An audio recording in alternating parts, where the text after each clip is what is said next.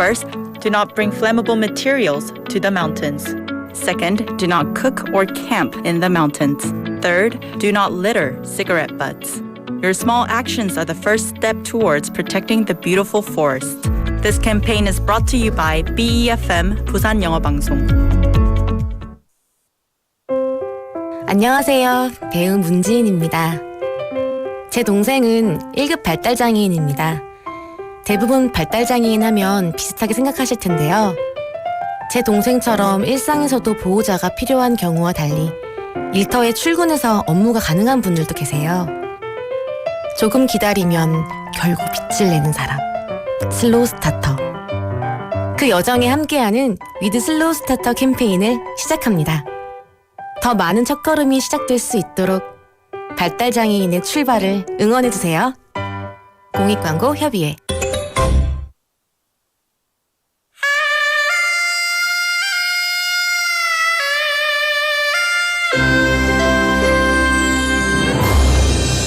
The time is now 7 o'clock.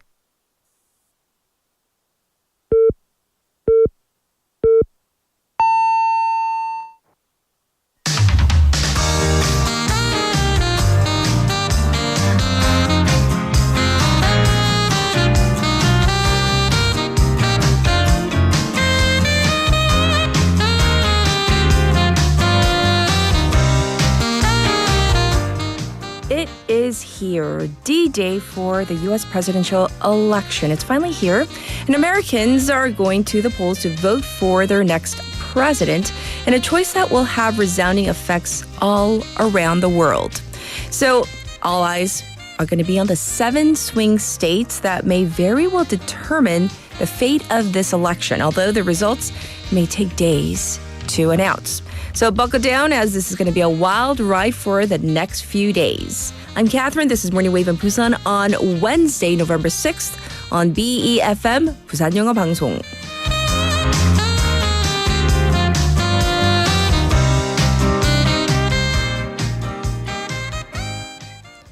Good morning, Wavers. I hope you're all doing well. So we have been counting down to this day for months on end, actually. It is election day for the United States, and the months of campaigning are now officially over with voters. They are going to be making that final decision. But all of this is likely going to go down to a handful of swing states. So this was evidenced by where both candidates chose to spend their last day. So Vice President Kamala Harris, she was all over Pennsylvania with its 19 electoral votes. Donald Trump in North Carolina. And there are 16 electoral votes up for grabs. And he was also in Pennsylvania and also in Michigan. Michigan also has 15 electoral votes at stake. So these are very important states. Once again, we're talking about Pennsylvania, North Carolina, and Michigan. And even within these swing states, pundits point to a small, specific group of voters, namely women, voters of color, meaning, non-Caucasian Americans, and young people. This is because issues like immigration, reproductive rights, and ideology, they have become major issues for this American election. And by the way, as to when we might know about the official results, that may not be we might not know for up to maybe they say even 13 days for a state like Arizona. In any case, the polls are currently open across the United States and will start closing down soon because, there are time differences, different time zones between 7 and 9 p.m. depending on the state. They have different rules for every state. Well, either way, there are definitely changes that are bound to come for the United States and ultimately the rest of the world as well. So this is an election that we're going to be watching with bated breath. So now it's time for a text topic, Wavers. Are you ready? All right, here we go. So assuming that you are a full-fledged adult, well, are you? Okay, so first question is this. What age do you think a person becomes a grown-up, a full-fledged adult? Also, let's say you go out to eat with your parents. Who takes care of the bill? Meaning who pays? Is it you or is it your parents?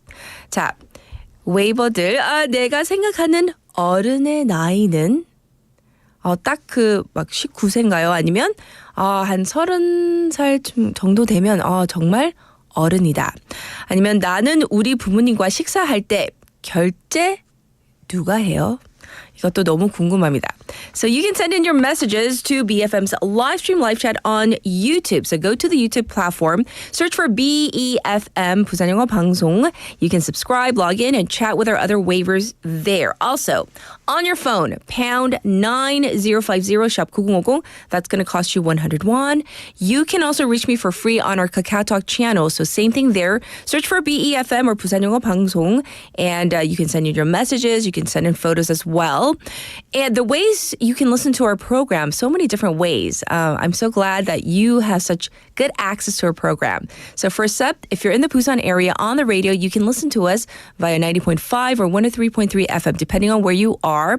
Also, like I just said, we are streaming live right now on YouTube. You can watch at your leisure as well. We have two apps. First up, we have our own app, the BeFM app. So you can go to your, store to download that for free. Also, we're available on the Patbang app as well. Looking ahead to our morning together. So what do we have? We have lots of segments, including Leon, which #FactCheck. And then we have Jennifer with Skills 101, our special interview today. Obviously, it is the American election day, the big one for the president.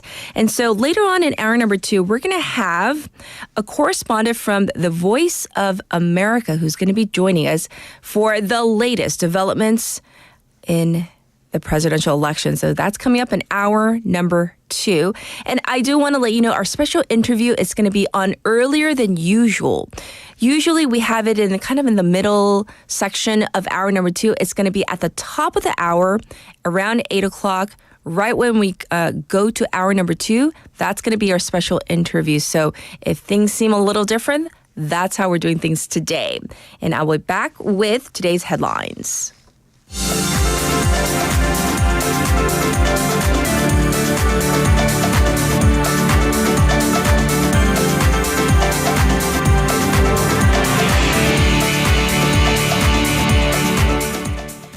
The time is now 7:06, and these are today's headlines.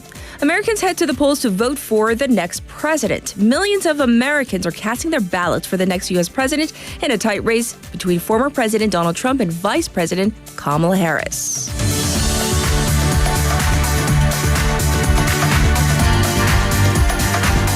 South Korea vows continued close cooperation with new U.S. administration.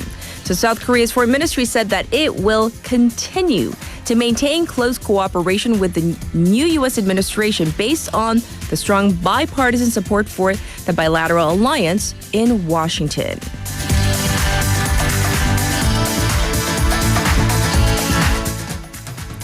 South Korea to hold missile drills in response to North Korean provocation.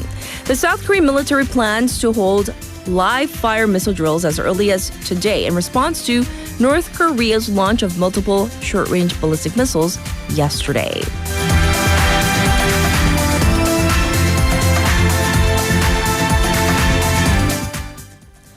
Pollster Myung Tae-yoon to appear before prosecution Friday. A self-proclaimed power broker at the center of a growing political scandal will appear before prosecutors Friday for questioning over allegations that he fabricated the results of public opinion polls in favor of then presidential candidate Yoon Suk-yeol.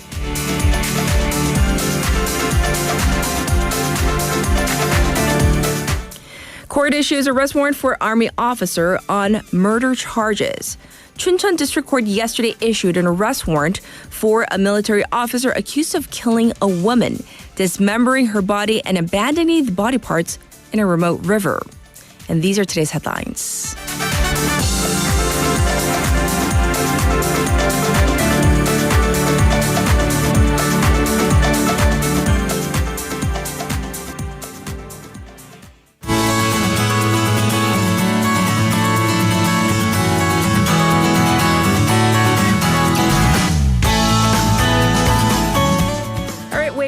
going to check in with Haley. She's in the studio with me, so let's say hi to her first. Good morning. Good morning. Oh, it's going to be a busy next couple of days. Few days for sure, right, for I us? mean, hopefully it's only a couple of days. Right, and Oh not my like gosh, not like days on end. dozens. Yes, But yeah. yes. Well, anyhow, before we get into our Busan updates, let's hear from you. So, at what age do you feel like, a person is an adult? And Right. also, when you go out with your parents, who pays? First of all, we take turns. Oh. Not like, we don't like keep records, but yeah, but like regular eating out, just for meals. My parents pay. My dad pays actually, because my mom's like, I cook for you people, and I'm like, that's fair. That's Yes. really fair. And then for like special like fun meals, I pay because I usually pick the restaurant that we're going to. Yeah, that's a yeah. good one. Right. So I contribute as a moocher of the Suff family. I do contribute sometimes. Rarely, not all the time. But I'm also really interested to see how our listeners' waivers define adult. Yes. Like, what is a grown up? I'm like, am I a grown up? I still live with my parents. So in that aspect, no. But I would say like 24, 25 is when you are expected to at least like hit your first grown up behavior. Like you can no longer act like a teenager, like a kind of a bigger teenager, because I think that's when you presumably have left college and started like to Transition into a career, into right? like a real life adulthood. So like you need to know how to answer the phone like a human being. You know, Not like ne. not like ne, or like your work phone. Like you cannot answer your work phone with 여보세요. You can't. You really That's can't. true. And if you're 23, I'm gonna give you a pass. If you're 24. Transition. If someone had to tell you, maybe today's the day, but you know. And then like 32 is like, Right. I think when you maybe start becoming conventionally financially independent. I mean, I'm not saying I've achieved all those things, but conventionally. Right. Well, as for me, since no one's asking, but What I will about let you know. Kat? Okay, Yeah. thank you, Haley. For like the smaller casual meals, I pay. Oh yeah. The bigger ones, I always like when my dad's in town. I always kind of like wait for dad. See, because like it's a treat when he's in town. yeah. And then With his I'm credit so card. terrible. Yeah. With mom too, I'm just like, I pause a little. But she always catches a drift. She's like, oh, don't worry, it's on me. It kind of depends on what we're eating. If it's super expensive, I always look at her By the like, way, I felt like so adult, and my parents did too, because my Yes. older sister and I, we went out for a family meal with all of us, and we like fought at the cash. We did the whole like elbowing of the, oh my God, take my card. Oh my God, I'll pay. Yeah, Right, so my right, parents right. were like, you guys are grown up. And then we argued in the car after like about a stupid thing. But yes. like, All right. Partially, We're yes. going to jump into our first Busan update. The Busan Medical Center is going through some major challenges, and there are calls for an emergency budget. Right. So the Busan Medical Center, Busan 의료원, it is the control tower for city's public medicine. But it's been going through major financial challenges. So citizen and labor groups earlier this week held a press conference calling for normalization, at least financial normalization Yes. of the medical center's operations. So why then, if it's such an important part of our city's medical care, is it going through such challenges? Well, because we have to go back to the pandemic, where the Busan Medical Center was in charge of taking the bulk of the COVID patients, Yes. having those like the negative pressure rooms to keep them out, and the thing is, COVID patients didn't bring in a lot of money, at least in terms of private profits. Yes. So that led to losses in its regular patients because the bulk of its facilities had to be converted to take in the COVID patients. Sure. And the thing is, those patients have not come back since the pandemic. So according to the groups that held the press conference, other cities' medical centers right now have about 70% of their beds in usage. So the beds are being used. Okay. However, for the Busan Medical Center, that rate is right under 40%. So that puts the Busan Public Hospital's medical usage rate at 34th out of all 35 medical centers in the country. Well, the problem is that this may affect public medicine itself for a city. Right. Because of these financial difficulties, the hospital has had to cut down on its staff and shut down 2 of its wards. Yes. And one of the services that it has had to close down is a public service for those in vulnerable economic needs. So they were serving their role as a public hospital. So groups have therefore called on Busan City to inject an emergency budget of 3 billion won.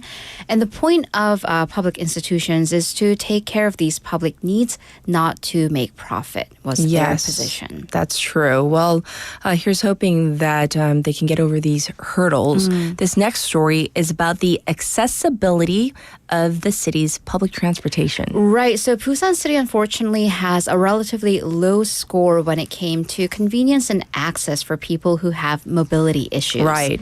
So this is based on a Land Infrastructure and Transport Ministry survey across the 7 metropolitan cities.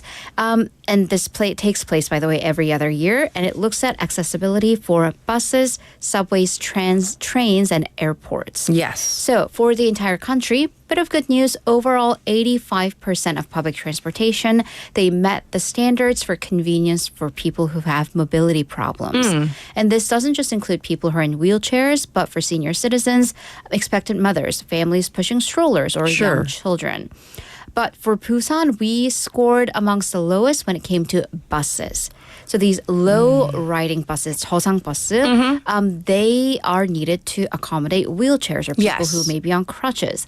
But barely a third of our buses were low-riding buses. And barely half of our bus stops met that standards for having ramps and being wheelchair accessible. I see. By the way, overall in the country, there are almost 16 million people who are legally classified as being vulnerable transportation riders. Okay. And that is 30% of the entire country. So we need a better report card next time around.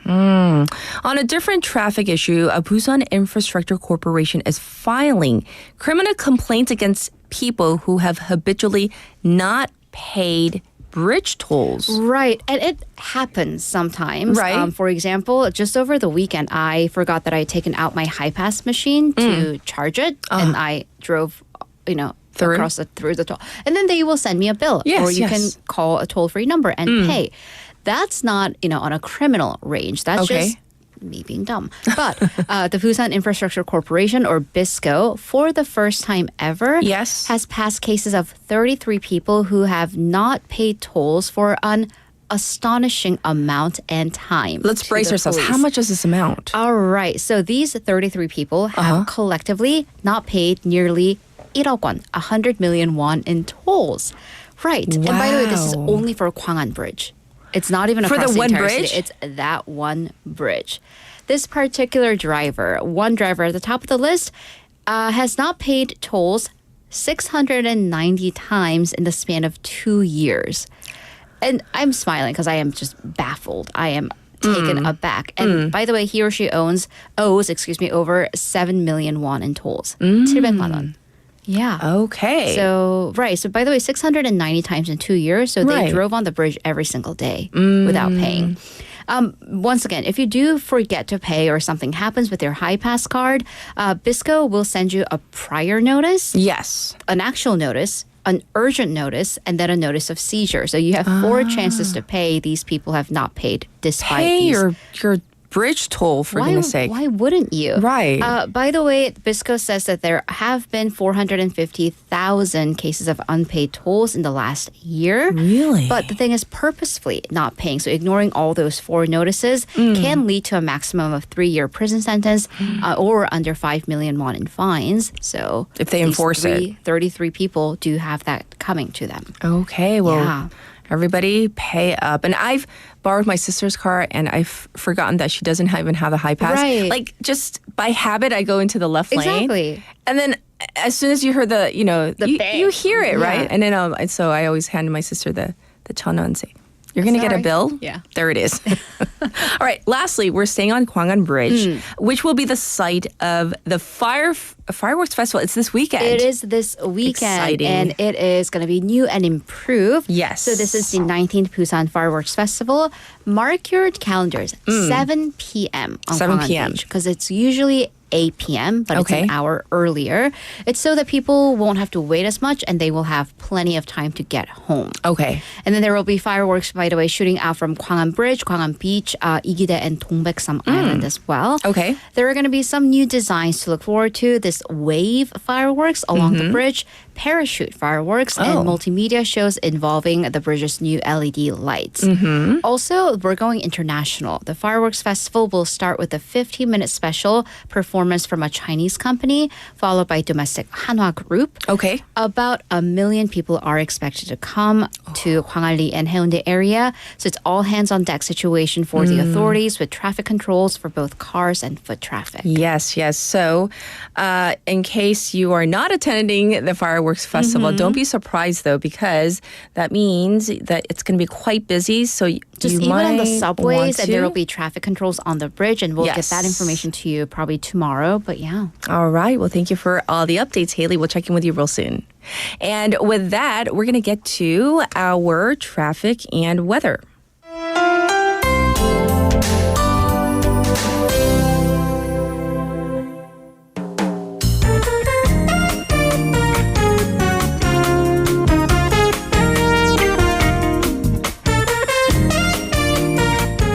It is now time for your traffic report. It is now 7:19 on this beautiful morning. There is some traffic congestion on the Dongso overpass from Hwangyong ramp to the old Gaeum toll gate. It's also looking slow on Mandakdaero from Sukdong intersection to Deokcheon intersection.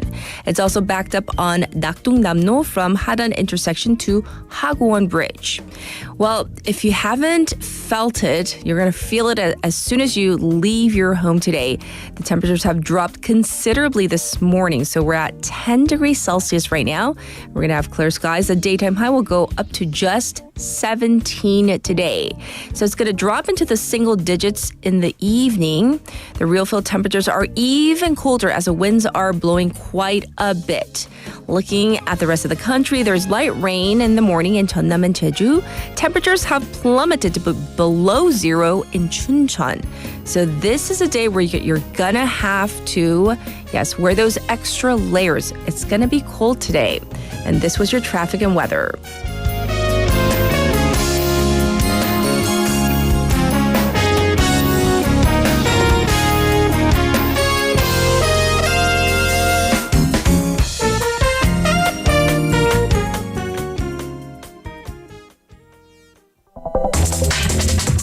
Are you an early bird? Are you up to date on the news? Are you a trendsetter? For all of the biggest issues from Busan to the world and useful information you need, right here on Morning Wave in Busan.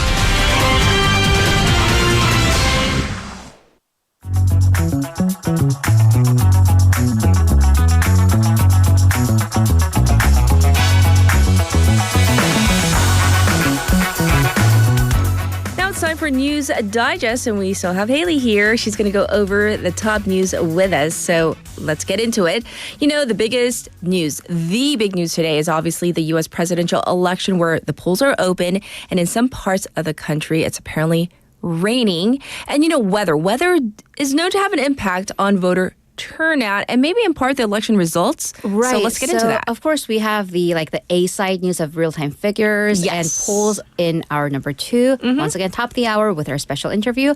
I'm going to go to the B side and let's talk about the weather and how that impacts elections. Sure. Apparently in the U.S., it's raining. It's a big country, so it's raining in some parts. Yes. And even blizzards are coming down. Blizzards. So there are blizzard conditions. So these are heavy snowstorms in Montana.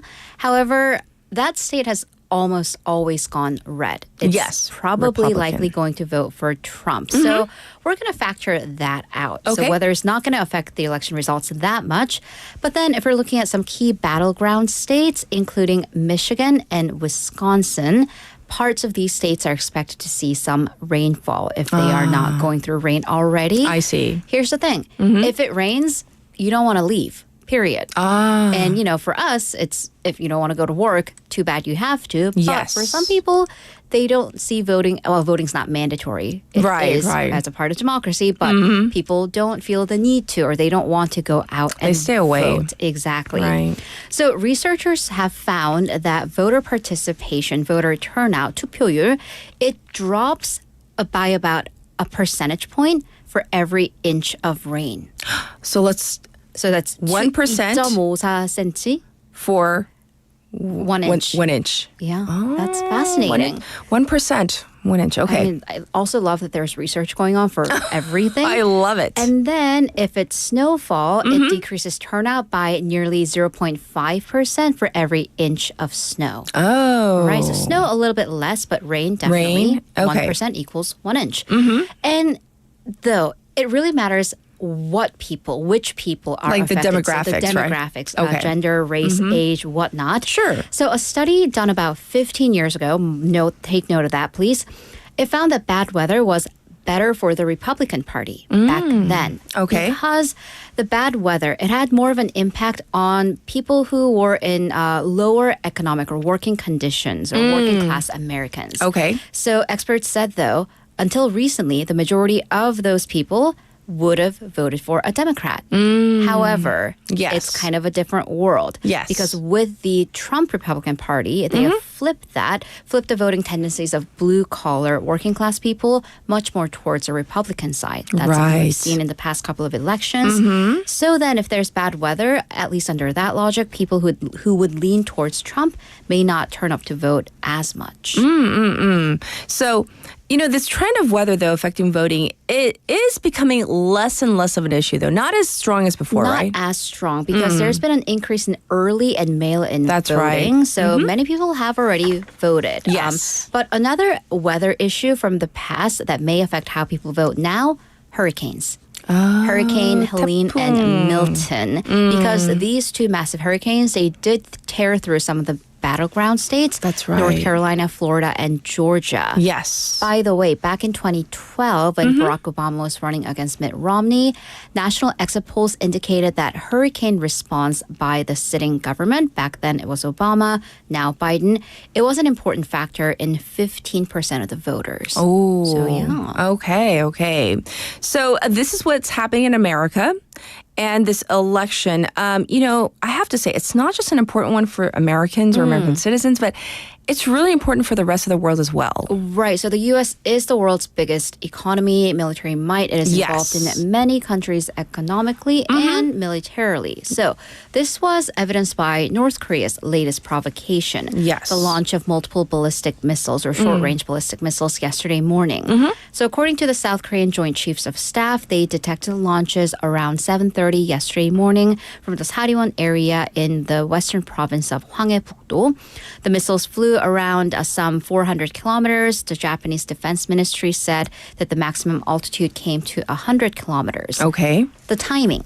That time is notable because the launch came just 6 hours before the first polls opened in the U.S.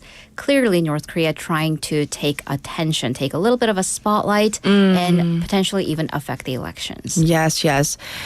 So that's what's going on there. And it's not just North Korea, though. Iran also seems to be kind of weighing its options on, when to launch an attack against Israel. Right, and that when really centers around the election. Yes. So Iran's supreme leader, Ayatollah Ali Khamenei, on Saturday local time, he delivered a major threat to Israel, saying that the enemies, and he was referring to whether, quote, the Zionist regime or the USA, they will definitely receive a crushing response. Now, what that is in response to is Israel's recent strikes on the Iranian military facilities on Iran soil. Sure. That was from October 26th.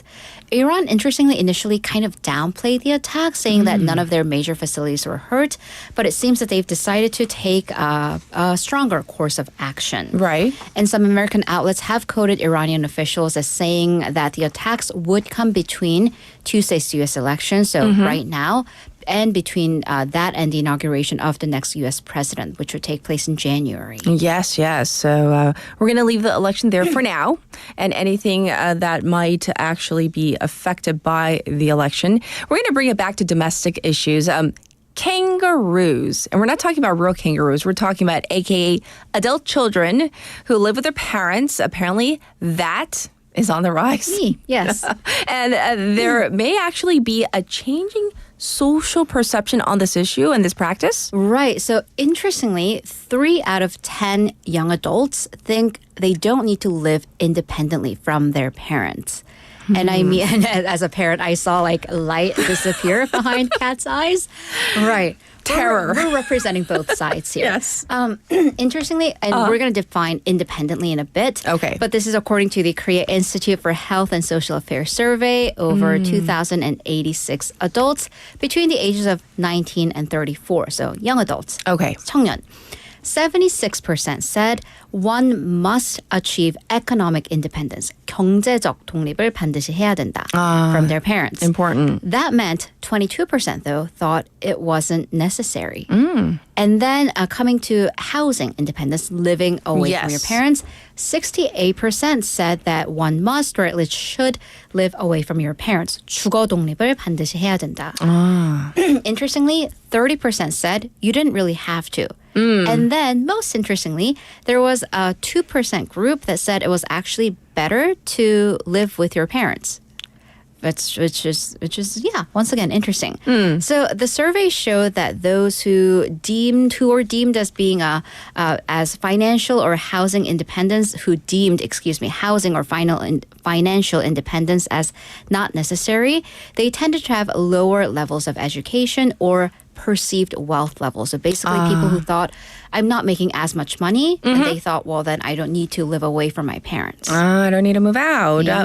I'm also interested to know at what age these young adults thought they should gain such independence, like the age. Right, so this ties right to our text topic. Yes. So what age are you a grown-up 어른?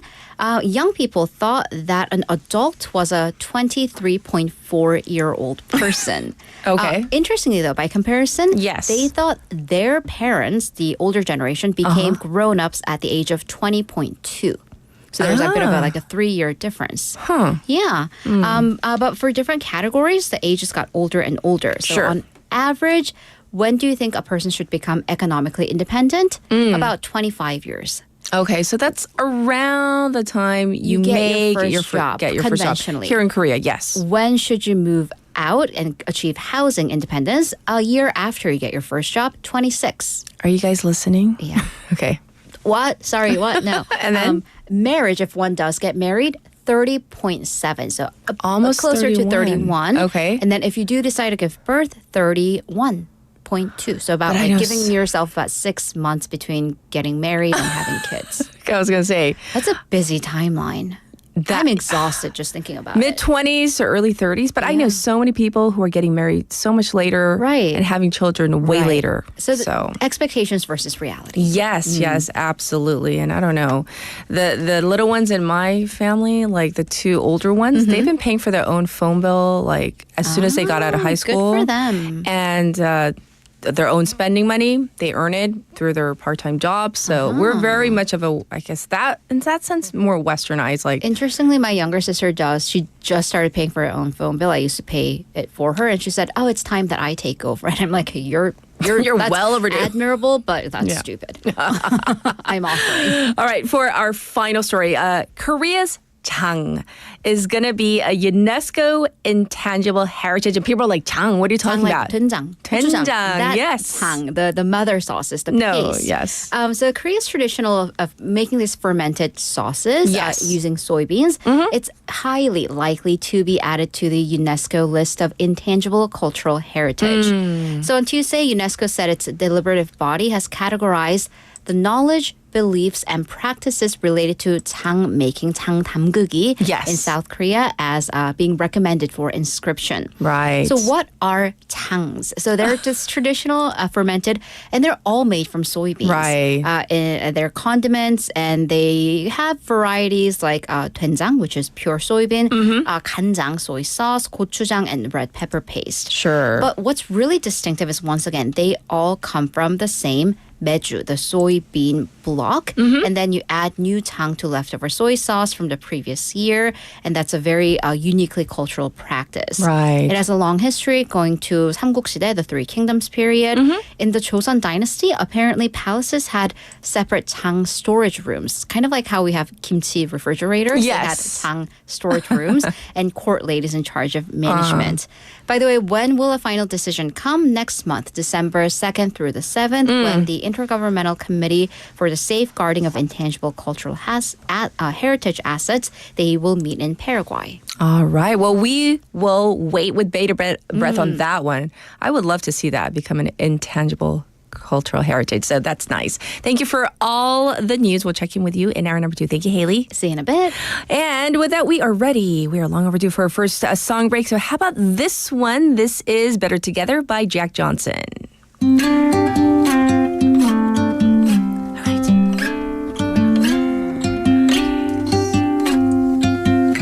There's no combination of words I could put on the back of a postcard.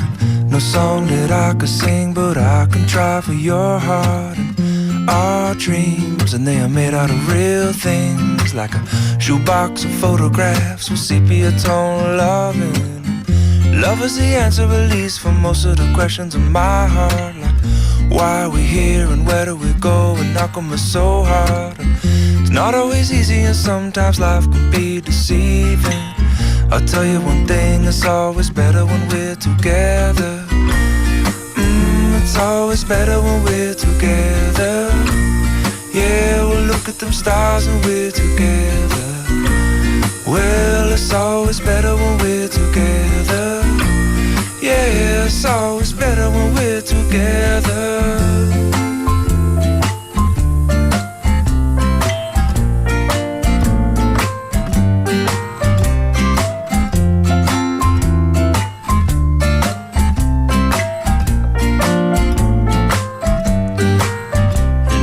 Moments just might find their way into my dreams tonight, but I know that they'll be gone when the morning light sings or brings new things.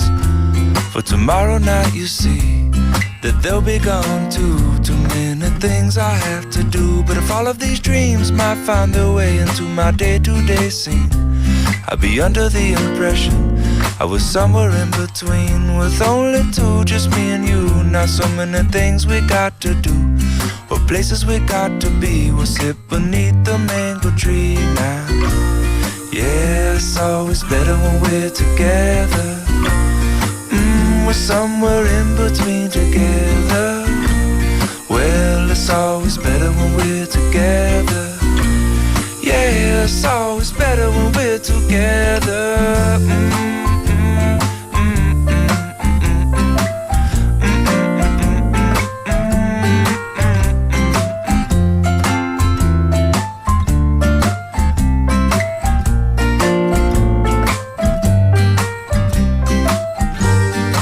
I believe in memories, they look so pretty when I sleep.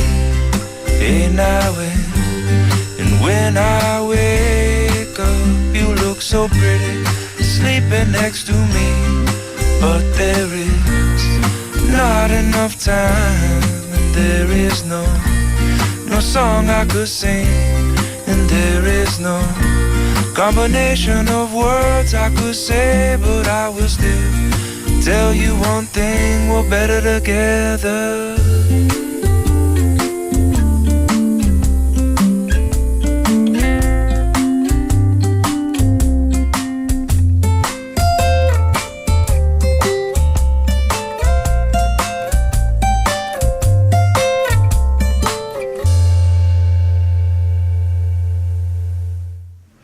All right, everybody. It's now 7:37 on this. What day is it? It's Wednesday.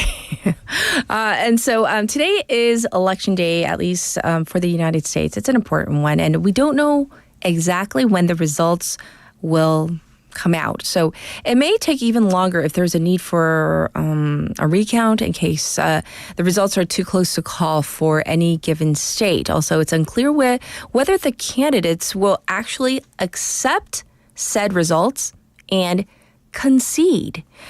Former President Donald Trump has been raising accusations of voter fraud or 선거 사기, which he had raised back in 2020. So he is voicing concerns about that again. And many local outlets say that this is him laying the groundwork for various lawsuits to challenge the results of the election if it doesn't go his way. And remember, this is not my opinion. I'm talking about the media outlets out there. And by the way, if you remember the 2000 election, I so remember this one so well. The election between George W. Bush and Al Gore, the legal battle over Florida meant that it took 35 days for the results to be announced. And I think, was that the election with the whole hanging chads issue? You know, like some states, they I guess, punched holes to say, I vote for this person or that person. And it was a whole hot mess. But anyhow, that's where we are. We'll give you the results as they trickle in. Text topic, what age do you think you become a grown-up? Also, when you go out to eat with your parents, who pays? Who takes care of that bill? So just a couple quick responses here. Leslie, who says, you are fully grown up when you have a grown-up job, pay your own health insurance and car insurance, and can pay for your own bills and do not depend on your parents to pay for things. In the U.S., I would also add that living independent from your parents, unless it is within your culture to live with them until you are married or believe in, the multi-generational households. And your Korea used to be like that too, but not as much as the multi-generational. Maybe just, the parents and then the kangaroo kids, as we call them. And Benny says the age for me is 22. And as for the other, I think of me and the reason helping to pay the bill of her food would be better. And my parents can help to add on to it as well, he says. All right. So for now, though, we're going to get to Cat's Pick.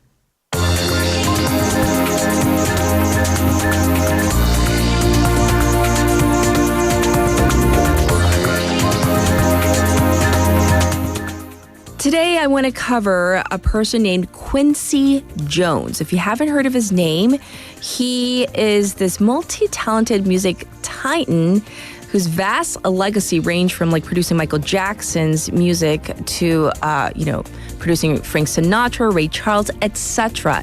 He's passed away, and here's a clip from ABC News. You're celebrating an icon, Quincy Jones. His work with so many stars from Frank Sinatra to Michael Jackson. And of course, Quincy Jones bringing We Are the World to life.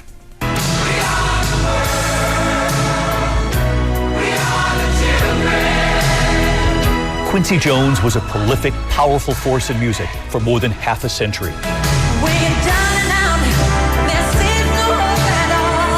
One of his most famous achievements, bringing together the biggest names in music for We Are the World in 1985, raising millions for famine relief.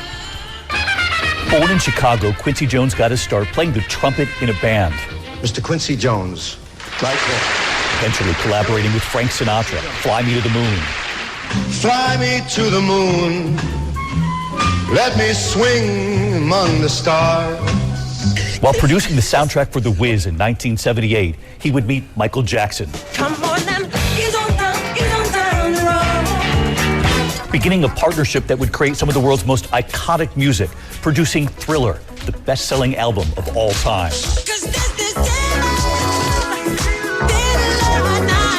Breaking barriers, a black music executive rising through the ranks in Hollywood, 80 Grammy nominations, 28 wins. He would win for We Are the World 4 Grammys, including Song of the Year. In the Netflix documentary, The Greatest Night in Pop, behind the scenes as Quincy Jones coaches all of those superstars, Michael Jackson, Bob Dylan, Bruce Springsteen. Quincy Jones died at the age of 91 overnight in Los Angeles, surrounded by family. Tonight here, in his own words, on his life and longevity. It's about hills and valleys. Anybody can handle the hills, but you find out who you are when you hit the valleys. Love, laugh, live, and give. That's what it's about. So once again, a legend in his own right. He's going to be sorely missed by various industries. So this was about Quincy Jones and his passing. Cat's Pick for today.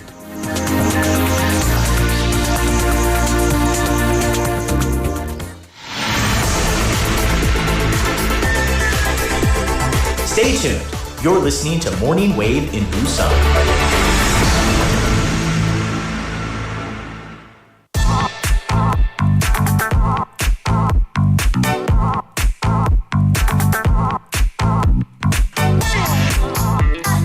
All right, it's time for us to check in with Leon for hashtag fact check. She's in the studio. Good morning. Good morning, Catherine. We're so far away.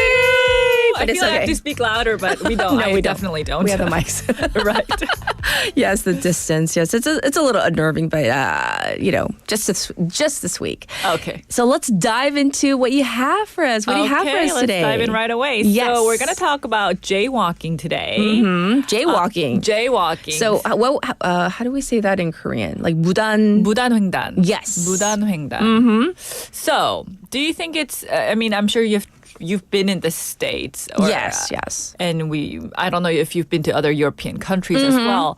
Compared to other countries that you've been to, what do you think how do you feel like jaywalking is here in Korea? Do you feel like I should never do it, or can I be honest? Yes, you can be very honest. I try not to jaywalk wherever I am, whether it's in the States, in Korea, or elsewhere. I did feel that when I came to Korea, there was a lot more of it. Not more of lately, jaywalking. yes, but not lately. Lately. I mean, it's become better. I think people are getting better at it. But which part of the country, where were you coming from when you first came to the Korea? Well, in California, of course there's jaywalkers everywhere. Right. But then I know people who have been ticketed for jaywalking. Oh, in California? Yeah. Oh, so that's why, maybe because of the fear of the law.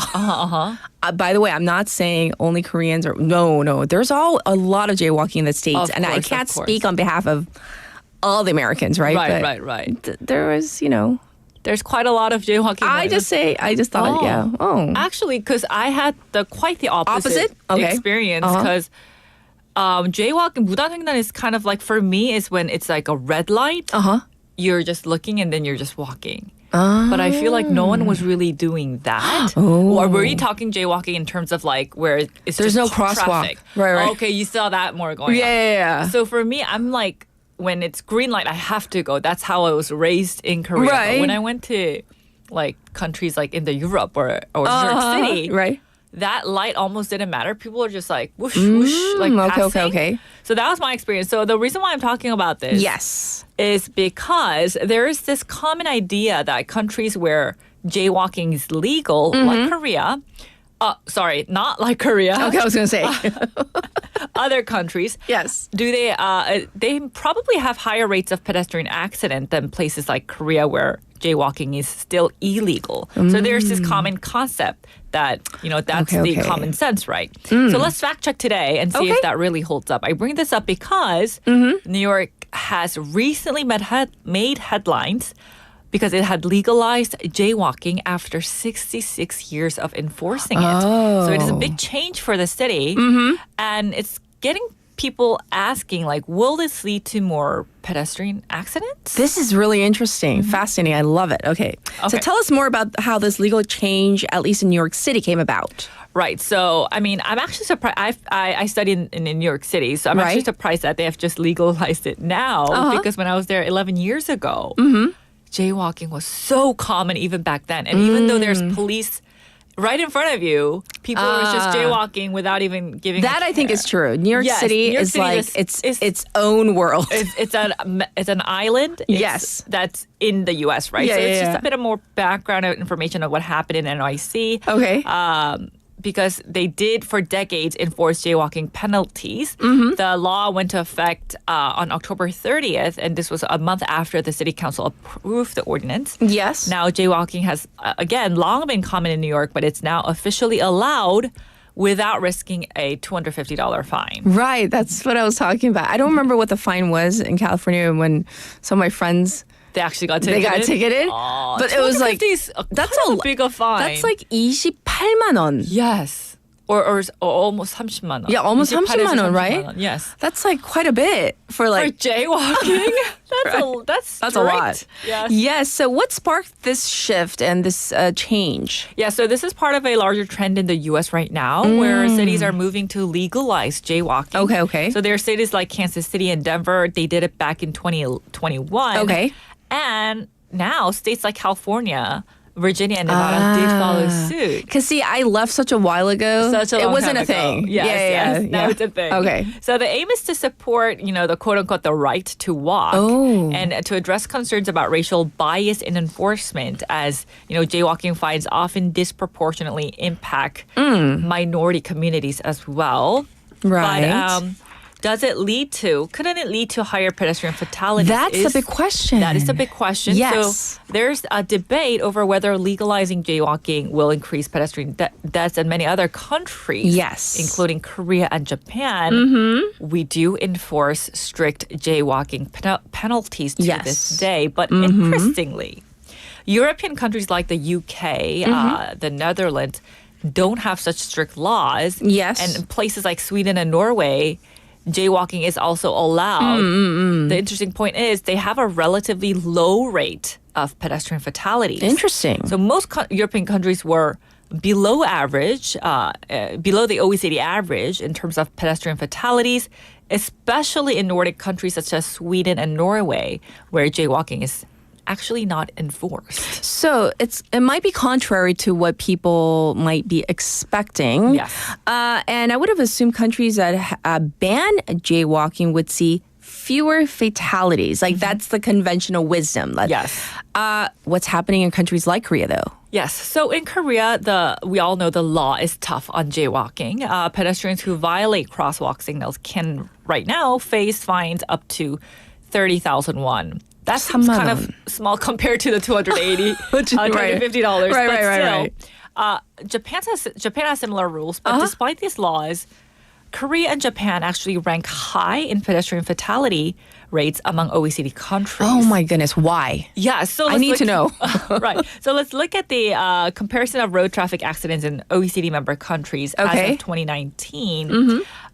This was published back in 2021. Sure. And Korea reported a rate of 6.5 traffic fatalities per 100,000 people, with nearly 39% of them involving pedestrians. That means Korea ranked the highest among the 30 OECD countries, with Japan right behind. So this was quite shocking to me. I knew pedestrian accident was common in Korea compared to other countries, because if you have traveled to the U.S. recently, and if you're walking in Korea, I feel so much more in danger, because in Korea, it's a very traffic first oriented, because pedestrians are always like 눈치 buying, like, should I go? Should I not? Cars are always just like, you wait, because I'm going to go. Yeah, I'm going to go. Exactly. In the US, culture is though, different, right? Cars are like waiting for me to pass, like, pedestrians first, always. So I feel almost pressure to like walk faster as I'm so used to living in Korea, right? Because you're like, they're not gonna hit me, right? Like, what should I do? What should I just go first car? So. Right, definitely. That culture's different. And yes, so despite that, accidents for pedestrians much higher than other countries. So maybe also I'm thinking like how the streets are designed. Yes. I mean, does that play a role? And the speed. Yes, of course. So, for example, when we take countries in Europe, the cities are designed to prioritize pedestrians and cyclists. Yes. So roads are narrower and speed limits are actually stricter than here in Korea. So drivers are expected to stop if someone's crossing, even without a signal. And they can easily, because they're already driving at a much slower pace than we Koreans are. And in places like Sweden and Norway, only around 12% of the traffic fatalities involve pedestrians, compared to the nearly 40% in Korea. So it's a much, much lower rate. Yes. Why so? What about the streets and their design and the speed of cars? Yeah, so it's less about whether jaywalking is legal or illegal. It's more about how the streets themselves are set up, how they were designed in the first place. Sure. So in European cities, they're intentionally designing roads to protect pedestrians by managing car speeds and making drivers more accountable. So Korean experts are saying, like the European countries, we should focus on safer speed limits that could be more effective effective in lowering the pedestrian death rate. So actually, there was a law back in 2021 which did lower the speed limit from 50 kilometer per hour on main roads to 30 kilometer per hour in residential areas. And since then, we did see pedestrian fatalities decrease by around a whopping 30%. Right. So we are going the right direction. We're just not there yet. But I do want to jump to the reason why, at least a little bit of why Korea is like kind of more of a driver traffic first rather than a pedestrian first. Yeah, so this was what I was curious about. Yes. Because that kind of speaks for our culture, right? Sure. So we all know that Korea's traffic system has evolved with this strong focus on vehicle efficiency and rapid urbanization because we did our economy blew up, right? Yes. Unlike other countries. So this came at the expense of pedestrian safety. And so there was a rapid economic development, and this led to an increase in car ownership, and there was this corresponding emphasis on road infrastructure. The cities, without much design going on, they expanded quite quickly and rapidly. And so the primary goal of city design was first prioritize on facilitating vehicle movement rather than seeking pedestrian needs. So the urban design in and of itself already was very traffic focused. I see. Is one of the big reasons why we're seeing more traffic friendly than pedestrian friendly in Korea. Well, thanks for breaking this down. Really fascinating, and maybe we can be better aware, whether you're a driver or a pedestrian, about safety. And yes, pedestrians should always come first, right? Exactly. Let's feel safer now. Yes. Well, thank you for all of this great information, and we'll check in with you next week. Thank you, Leon. Bye-bye. Bye. And with that, we're going to get to our final song for hour number 1. How about Unchained Melody by the Righteous Brothers? Oh, my love, my darling, I've hungered for your touch a long, lonely time.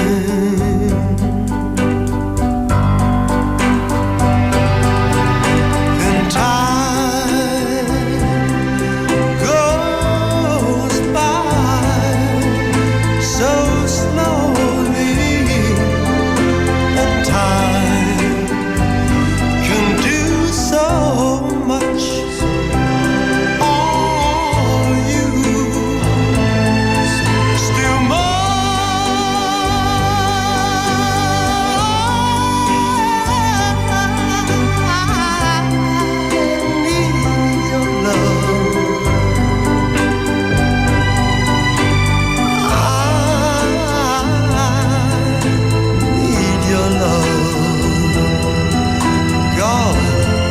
speed your love to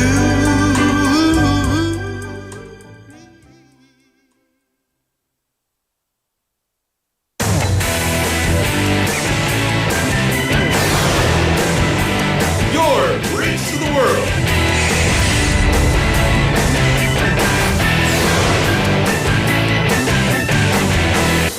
BeFM 부산 영어방송.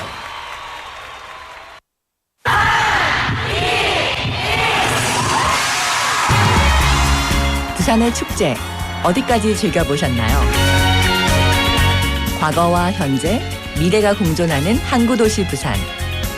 이곳 부산은 계절을 물들이는 다양한 축제로 늘 풍성합니다. 봄의 시작을 알리는 봄꽃 축제부터 부산의 여름을 만끽하는 바다 축제, 전 세계 영화인들이 모이는 부산국제영화제와 새로운 시작의 해맞이 축제까지. 부산의 축제는 우리의 열정을 가득 담고 있습니다. 바쁜 일상은 잠시 뒤로 하고 특별한 시간을 선물 받는 바로 이곳.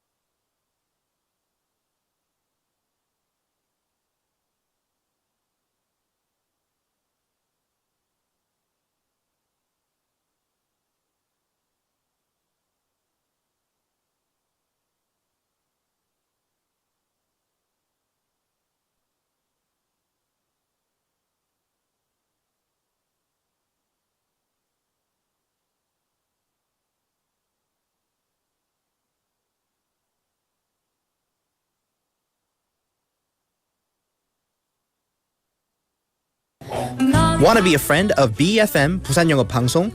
You can chat with BeFM through our Kakao Talk service. You can share your messages and photos through Kakao Talk, and you can easily become BeFM's Kakao friend by searching BeFM through the Find a Friend option.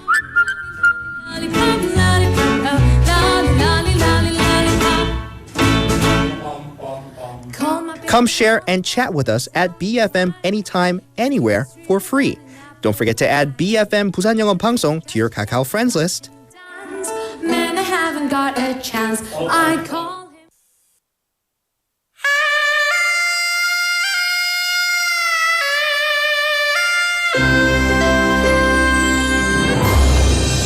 him. The time is now 8 o'clock.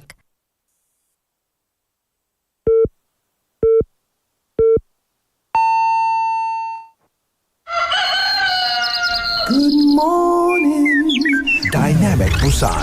Yeah, you're waking up. Time to shake it up.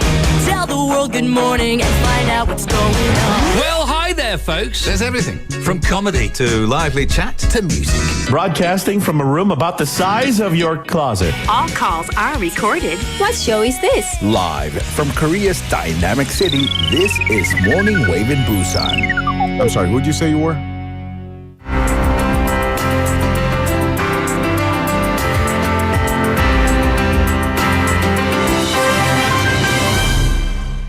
All right, listeners, so as I've been saying throughout the program, we're doing things a little differently today. We're having our special interview on right now. So as we know, this is a very important day for the United States. So we're going to explore the latest and what's happening in the presidential election, as this is the day where Americans are going out to the polls.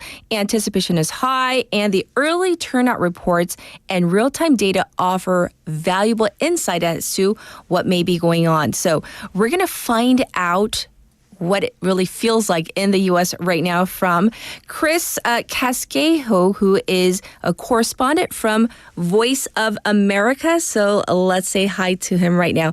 Hi, thanks for joining us, Chris. Good to be with you. Yes. So what can you tell us right now about the current voting turnout? It is election day in the United States. So what's happening right now? Well, I'm in the battleground state of Michigan, which has 15 electoral votes. And as you know, that the presidential contest is a race to 270 electoral votes in the U.S. And turnout has been steady in this state. There have been a few minor glitches in some of the precincts. There was a gas leak in a suburban precinct, and then there was tabulation problems in another precinct.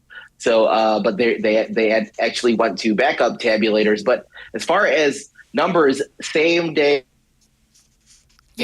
registrations in Michigan are 3,700 and 46.1% at last check from the Secretary of State, the top election official in the state of Michigan, is that 46.1% of registered voters have turned out as of Election Day. So that includes early voting, mail-in voting, absentee ballots as well. Yes. So can you kind of describe the atmosphere right now? You say you're in Michigan, and I'm sure it's different for every state and precinct, but what can you tell us right now? Well, we were at a precinct in Dearborn, Michigan. Dearborn is home to the largest Arab American population in the U.S. There are 300,000 Arab Americans in Michigan, and 46% of the Arab American population in Dearborn is Muslim. So there's a large concentration of that voting block. And we're looking at that voting block because a lot of them have family who've been affected by the war in Gaza and the aggression that Israel has taken out on Lebanon. So that's an important issue we're monitoring. And a lot of the people really didn't want to talk to us when we, went to the cameras. But, when we turned the cameras off, they had a lot to say. What did they say? Very vocal. Just that, we can't vote for any of the candidates who will allow these killings to continue or support these killings to continue. I see. So you did mention a couple of minor hiccups, at least in your neck of the woods, but across the nation, what have you been hearing? Have there been major issues or delays or any threats of any sort? Yes, there has been a in Pennsylvania, they've extended voting hours in one county, which is predominantly Republican, Cambria County. So the voting is going to go there until 10 p.m. because they were having problems with the tabulating machine. So they weren't working. So they hopefully figured it out, but a judge allowed them to extend voting hours for 2 hours. And then the FBI has said that some bomb threats in Georgia and other places were coming from Russian domains, and there is really nothing to those. So that's something that authorities have been warning about in the weeks leading up to this election, that there would appear to be some Russian interference, and we're seeing it play out, but none of those threats have been found to be credible. Yes, yes. And as the results, they will trickle in later on. What are the specific states that Americans and experts, and actually us from all around the world, what should we be watching closely for, Chris? Well, it's those battleground states, those 7 states that will decide the election, because they flipped either way in recent elections. And when they finish their count, we'll see who wins. And we're also looking at votes from the large urban areas, like in Pennsylvania, like Philadelphia, Pittsburgh, how long it will take them to count the vote. Because in Pennsylvania, they can't start processing some of those early votes and absentee ballots until Election Day. Whereas in Michigan, in a city like Detroit, they've already been processing those absentee and early and mail-in ballots for 8 days before Election Day. And the Detroit city clerk says that they've already processed 95% of them. So Detroit, a major metro area here in Michigan and in the country, could have its results tonight or early tomorrow. But as far as the ones that aren't allowed to count until Election Day, those are the ones that are probably going to hold up, a final result, and why it might take until, tomorrow afternoon or even into Thursday and Friday to determine the final outcome. Right. And Chris, I do want to hone in on what you just said regarding these battleground states or swing states where they've kind of been flip-flopping for the past few elections. So isn't it very difficult to tell how, they'll be voting, those electoral votes, in which column they're going to go this time around too? Yes, because all those battleground states have been in a statistical tie for weeks, even as Harris in some of the national polls has pulled ahead by 3 to 4 points. But again, it's the battleground states that matter, and they've been in a statistical tie with little movement on either side. But the Harris campaign is hopeful because they believe that late deciders, people who've decided in the last week or two, are breaking their way. So if they're right, we'll see that in the returns. So do we have any real data as to, how people are voting, or is it just too early to tell? No, but there was a poll that came out over the weekend that showed that Harris was predicted to win Iowa by 3 points. And Iowa has been a reliably red state since 2012. So it's not even qualified as a battleground state. And that pollster is very respected, Ann Seltzer, and she found that older women and men were voting for Harris, and even a large number of Republicans were voting for Harris. So there was some crossover there. So some analysts and experts say that might be a harbinger of things in the rest of the Midwest, but we'll have to see as exit polls come out and the returns come in tonight. So thus far, any surprises that pop out to you, or does it seem to be kind of going smoothly as most of the reports and pundits, they've been, talking about this for weeks on end, but anything that stands out to you right now? No, and I would just like to stress that because the elections are held at such local levels, I mean, every city has various precincts, each state has so many rules in place that these elections are so secure that it's really difficult. And officials want to stress that U.S. elections are secure. They will continue to be secure. Ever since 2000 in Florida, when there was a dispute over ballots, pretty much every state has paper ballots, and so that and they're double checked against the tabulating machines. So that's why it takes long to count the votes. But we normally don't get recounts that vary within a couple of hundred votes. Right. And for a final wrap-up question, this time around, what's it been like in terms of like social media, with information, with disinformation, with any foreign entities who, that might be trying to influence the election one way or another? Well, yeah, I mean, the FBI and federal authorities have warned that was coming.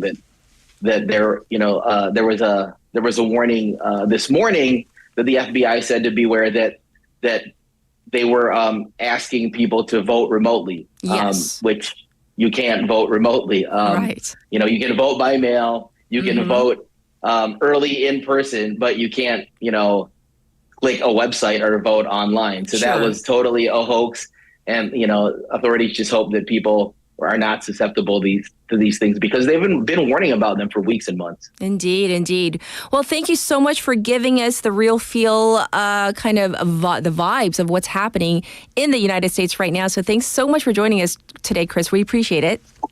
You're very welcome.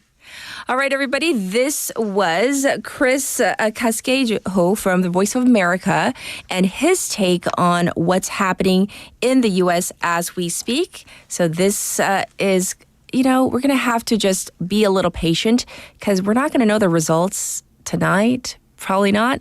Maybe into tomorrow, into the next few days. So bear with us and we're going to get you the best reliable information as it comes our way as well. All right, we are due for a song break. So here it is. This is Flowers by Miley Cyrus. We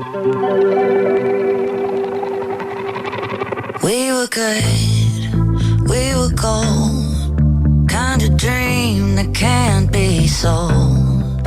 We were right till we weren't, built a home and watched it burn. I didn't want to leave you, I didn't want to lie. Started to cry, but then remembered I can buy myself flowers, write my name in the sand, talk to myself for hours, say things you don't understand. I can take myself dancing,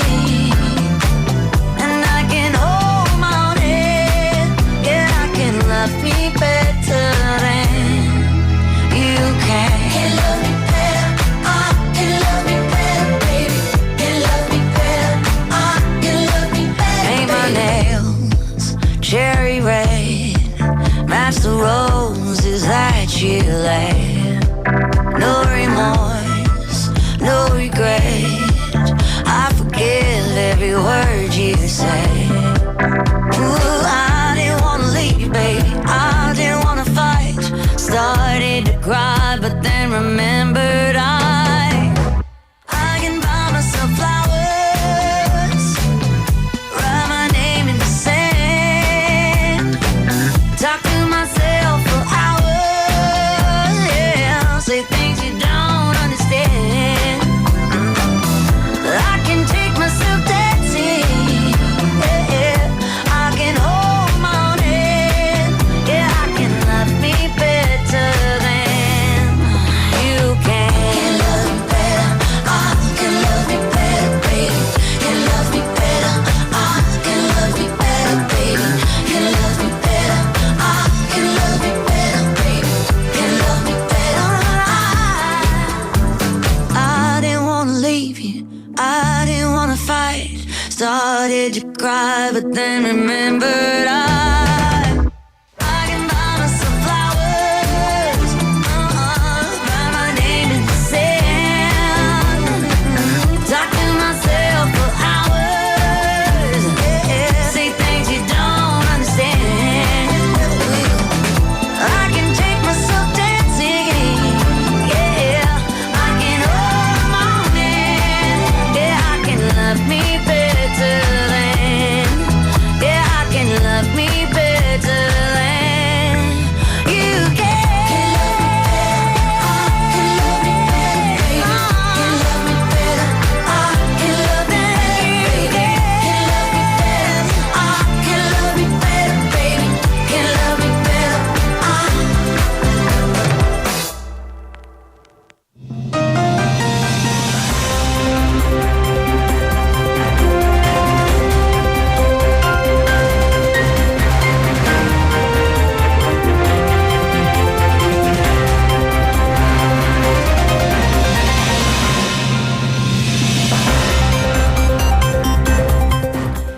now time for news highlights. Americans head to the polls to vote for the next president. Millions of Americans are casting their ballots for the next U.S. president in a tight race between former President Donald Trump and Vice President Kamala Harris. Trump says that he is confident as he casts his ballot in Florida, while Harris, who voted early by mail, called into several radio stations in swing states in a final push to convince voters. Over 82 million people have voted early. The candidates need at least 270 electoral votes to win. The battleground states of Arizona, Georgia, Nevada, North Carolina, Michigan, Pennsylvania, and Wisconsin are expected to be pivotal to the path to victory.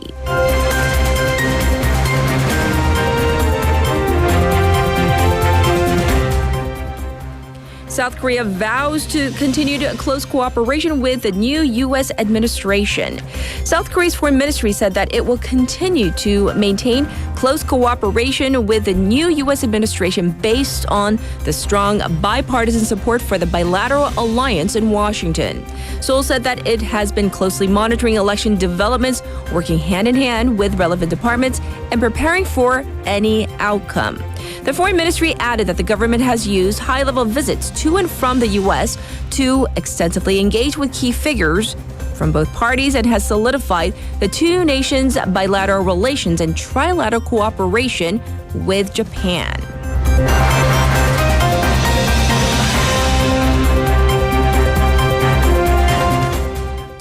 South Korea to hold missile drills in response to North Korean provocation.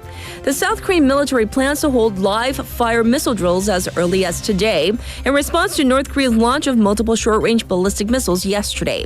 The drills will involve Hyunmo-2 surface-to-surface missiles and the Cheonggung surface-to-air missile defense system, said the military. North Korea fired multiple short-range ballistic missiles into the East Sea around 7:30 a.m. yesterday morning, involving KN-25 super-large 600mm multiple rocket launchers. The launches came just hours before polls opened for the U.S. presidential election.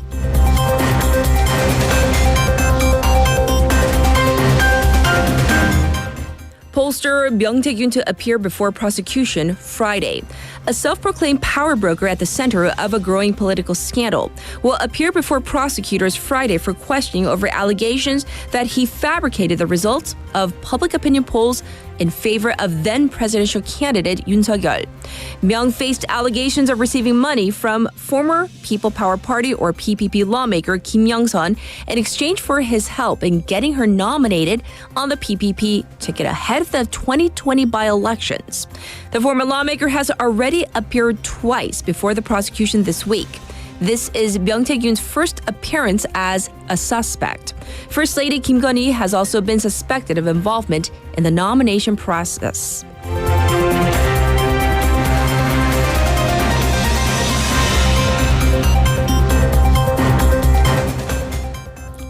Court issues arrest warrant for Army officer on murder charges.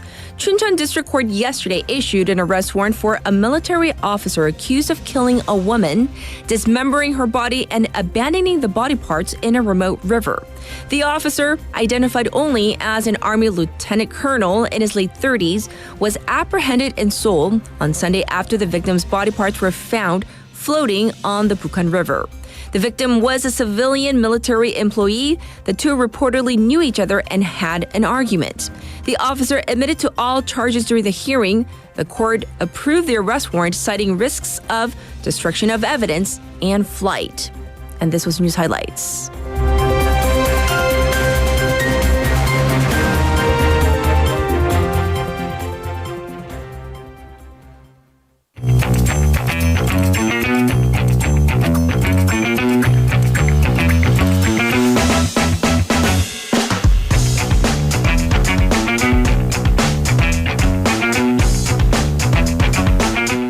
It is now time for Issue Waggle Waggle. It's that time. Good morning again. That's right. Haley's back in the studio with us. So we're going to go over all the interesting Waggle stories. And that was me reaching for my script because I was like, a little confused. Yes. So the first story is regarding this, right, Haley? The footage from this accident going viral. I mean, I saw it. I couldn't believe it. A young woman who caused apparently an 8-car collision. Now she's been put under arrest? She has. So this was a baffling accident that took place over the weekend, or I should say there were 2 separate accidents. So this happened in Seoul. A woman in her 20s, surnamed Kim, she hit another woman. A pedestrian in her 30s was pushing her 4-year-old son in a stroller. So she hit a mother and son. And that happened in Songpa area last Saturday around 1 p.m. Yes. It was a hit and run because she hit them and she drove off. Right. Thankfully, they're not seriously injured. But some 40 minutes later, there was this massive 8-car accident in Gangnam at an intersection. And in the CCTV footage of the accident, I mean, I had to watch it multiple times to figure out what was going on. Right. She hits a car, swerves the vehicle, changes direction, so she drives up the wrong way, hitting other vehicles, a motorcycle, and then drives up the median, like into that garden, the planted area. In broad daylight. This is in the middle of the day and 1:40 p.m. And then after this happens, and a recording from the car's dashboard camera, the black box, has been released. In the voiced recording, you can hear her calling her mother. She's panicked. She says, I hit people. I hit a car. I hit cars. What do I do? Her mother tells her to 시동꺼, turn off the car. She says, I don't know how to do that. What? Yeah. Yeah. So, okay, I'm trying to think of a reasonable question to phrase it. Does she not know how to drive at all? Right. I mean, if she knew how to turn on the car, isn't it the same way? I mean, I don't know what model. I don't know if it's the key turning or the button pushing. But you would assume if you turned it on, it's the same button. It's the same way, right? Yeah, or the key. Okay. So here's the thing. She doesn't have a license. At all? At all. She's never had a license. Why is she did go to driving? driver's ed. She did go to driving school but never got her license. However, she reportedly told the police that she has driven before, and that's just incriminating herself. Why are 'cause you she, digging once a again, deeper hole? Has never had a license. The car belongs to her mother. Okay. The mother says that her daughter has long suffered from a mental disorder and she has been on medication for 7 years. Okay. She says that her daughter snuck out the keys before she could find out and drove off. And she apologized to the victims for her not being able to control this behavior. Right. So the court has approved the arrest warrant, seeing her as a flight risk. Goodness. So maybe, I don't know. I mean, number one, I hope she gets the help that she Exactly. needs. But her being on medication, if this is going to lead to kind of a feeble-mindedness that, like, it's That defense? insanity plea, then, that's just throwing salt. I'm just so glad nobody was seriously injured or killed. Right. Yes. Yeah. All right. Up next, we've been getting reports of North Korean soldiers in Russia, but some of the videos circulating over social media, they may actually be fake or false, right? Right, at least not of North Korean soldiers. Okay. So according to a Ukrainian local daily paper, a user by the name of Intelligence Front posted 2 videos on X, formerly Twitter. Okay. He or she stated that the video is of a North Korean soldier in Ukraine. And in the video, they say that they're surprised at the quality and the amount of food that's offered on the front lines. The user claims to be an independent observer. However, the paper's fact-check team said that the man is speaking not in Korean, but Chinese. And if you have a phone that's issued from North Korea, you don't have access to social media sites. Yes. Right. There are other videos as well, including purportedly a North Korean soldier who claims that other soldiers died already on the front lines and he's the sole survivor of a Ukrainian attack. That has yet to be verified. Okay. So the post said that some Chinese mercenary soldiers are uploading videos of their experiences online, and that's getting turned around and getting dubbed as being North Korean soldiers. Right. So there's lots of interesting information, misinformation. Right. So don't believe everything you see, people, is what I want to say. All right. Next, this person tried to steal something unusual. Right. So, theft. Looting. It's wrong. It happens. Wrong on many, many levels. Yes. But what about a rock? Like a rock, well, rock, rock not 돌? a rock, Powie. Big Boulder. Boulder. Yes, big rock. I thought you were talking about like a little pebble. Although Yes. we have covered that story before. There are the 몽돌 pebble Yes. beaches. Taking rocks from those beaches is also illegal. They're Right. protected property.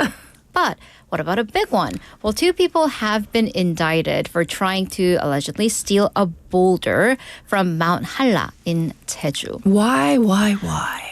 Okay. Jeju police arrested a man in his 70s and indicted his alleged colluder, another man in his 50s, without detention on charges of violating the law on forest and natural resources. So what they allegedly tried to do is steal what's called 자연석, a natural boulder. Okay. As opposed to like an unnatural boulder is my question, but how big? Not an expert. 1.5 meters tall, so roughly as tall as I am in human form, and weighing 4 tons. That's a heavy rock. How do 2 men try to steal a 4-ton boulder? We're gonna get to that. Okay. And once again, I laugh because I'm baffled. From a national park back in July. So the first man, the man in his 70s, went to the site, used an electric chainsaw to chop off the trees around the area, which is also That's so illegal in bad. its own thing, Okay. to clear a path for the vehicle. So they had a plan. It was premeditated. It was very much premeditated. And the 2 men used ropes and a pulley to get the rock a pulley out of the ground. It took them 12 hours because once again, that rock weighed 4 tons. Right. But in the process of transporting the rock, they had it on a pickup truck. The rock had rolled off the truck. Oh, this is like a movie. This is just, it's so bad on so many accounts. Well, I don't think they had enough time because the sun was coming up. They were on the side of the road. They didn't have time to attach the rope and the pulley and get it back up to the truck. Oh, no. So they just ran. After 12 hours of labor? After 12 hours. So now there's a 4-ton rock next to a trail or a road and a hole in the ground where that rock used to be. So that's very sus. How did they get caught? Well, and this is the ingenious part, incredible work from the police. Yes. Here's the thing, forest trails, I mean, it's not even a trail because they had to literally bulldoze or blaze a path to the trail. Right. So forests don't have CCTVs.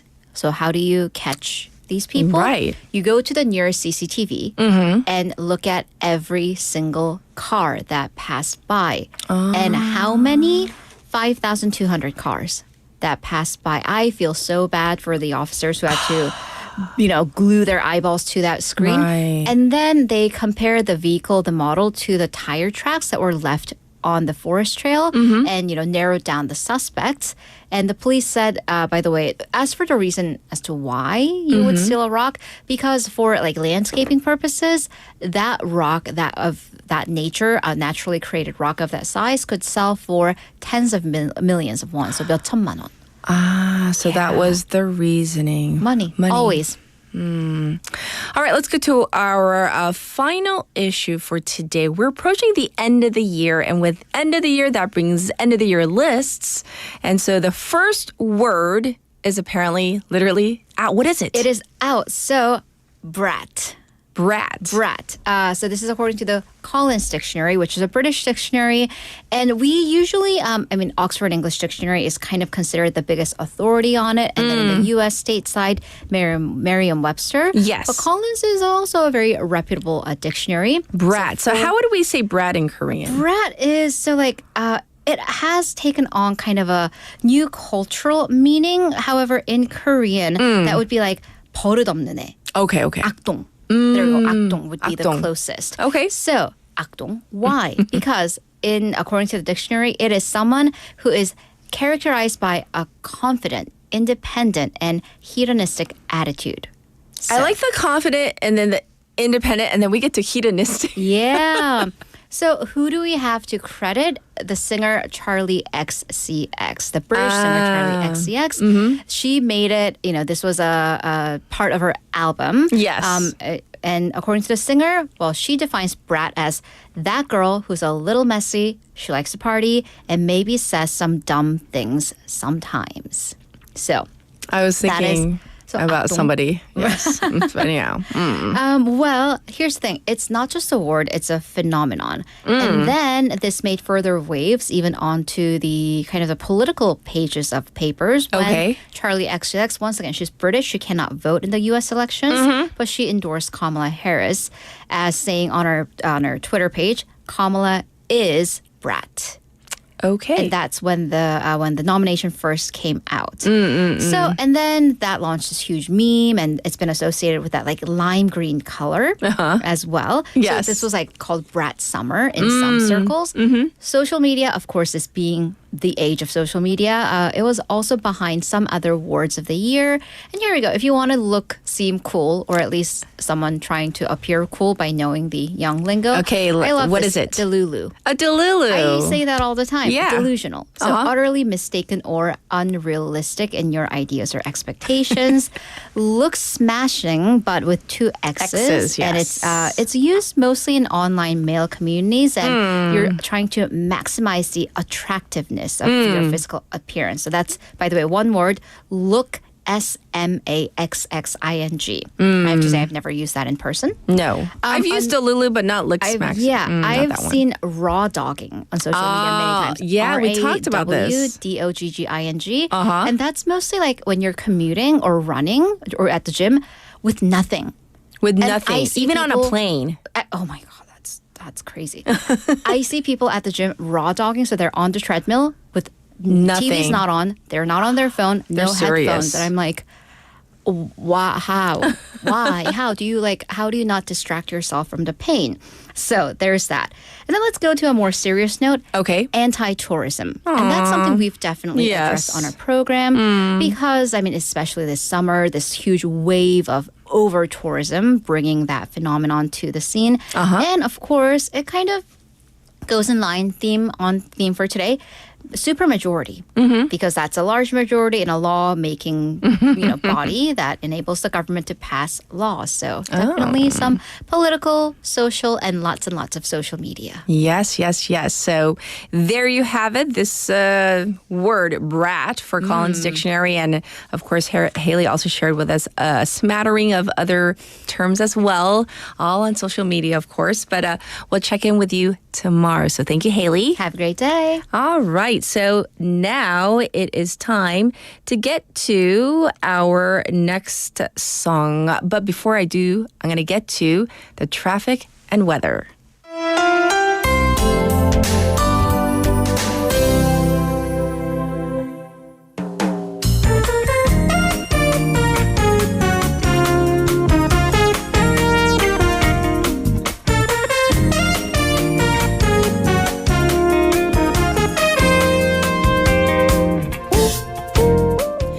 It is now 8:31. Here's your traffic update. There is congestion on Yeonsu-do from Mangmi intersection to Suyeong intersection. However, both ways very congested right now. It's looking slow on Chungryang-daero from pier number 5 to pier number 3. Also backed up on Chungnyeol-daero from Dongnae intersection to Daesung intersection. And by the way, the previous one, did I say it correctly? It's Chungryang-daero, just in case I didn't, from pier number 5 to pier number 3. As for the weather, it has dropped considerably. We're sitting at 11 degrees right now. We have clear skies. The daytime high, it's going to go up to just 17 degrees. So trust me when I say you're going to have to layer up today. And also, it's going to drop to single digits in the evening. The real full temperature, it might feel even cooler or colder as the winds are blowing quite a bit. There is light rain in the morning in Jeonnam and Jeju. Temperatures have plummeted to below zero in Chuncheon as well. So you're going to have to dress appropriately. This was your traffic and weather.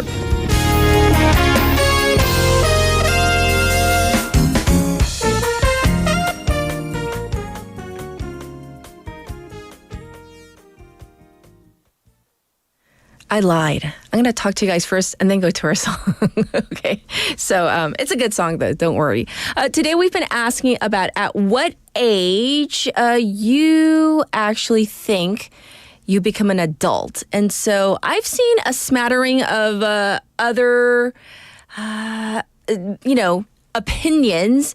Let's see. Some people think that, once you move out and you're financially independent, that is when you're like a real adult. And for others, some people seem to think that, that it's actually not always when you move out, but it's kind of just the financial independence. Because, in Korea, culturally, there are still many full-fledged adults who live at home, who are unmarried by choice, but they choose to live at home. And other times, yes, we do see adults who want to, kind of move away from the parents. And, also that guilt. I have heard from many adults who say, I feel guilty for living at home and I think I need to move out. Like they kind of feel it. And it's not the parents that are necessarily saying, get out of here, I'm going to kick you out or anything like that. It's just kind of this feeling you get on your own, like, I think I've overstayed my welcome. It's time to move on and probably get a place of my own. So, and the thing is that, housing in Korea is so expensive that oftentimes it's kind of really difficult to get a place of your own. Anyhow, thank you for your messages. For now, though, we are going to get to this song. So here it is. This is Die With a Smile by Lady Gaga and Bruno Mars.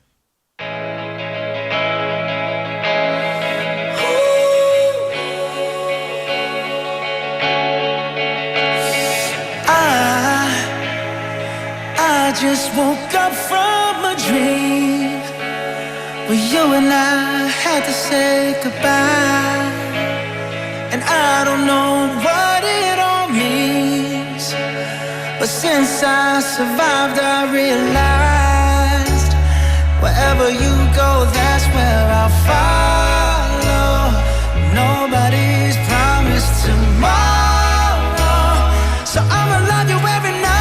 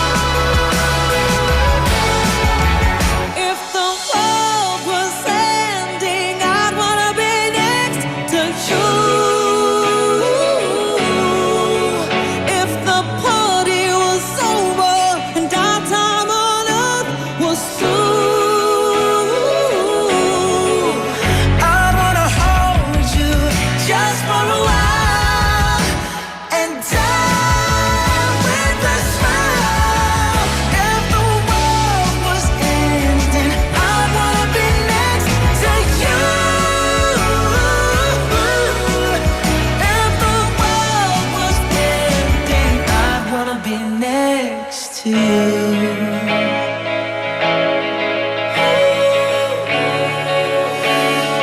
I'd wanna be next to you.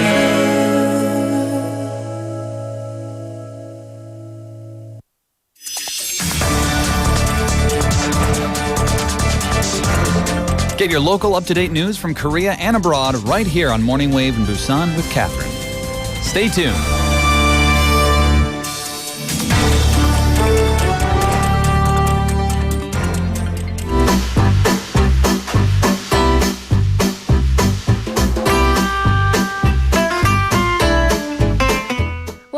It's now time for us to check in with Jennifer for Skills 101. And if you're joining us on your YouTube channel, you've seen that she's already been waiting patiently through our song to jump in on this segment. Good morning. Good morning. Yes, it's so chilly, is it not? I know. I didn't want to get out of bed. Oh, it was so tempting to just lie in. And Right. And, I woke up extra early. I think like 4:20. You always get up early. I do, but my eyes flew open extra early because I was like, it's election day and I need to get as much information as possible. Sure.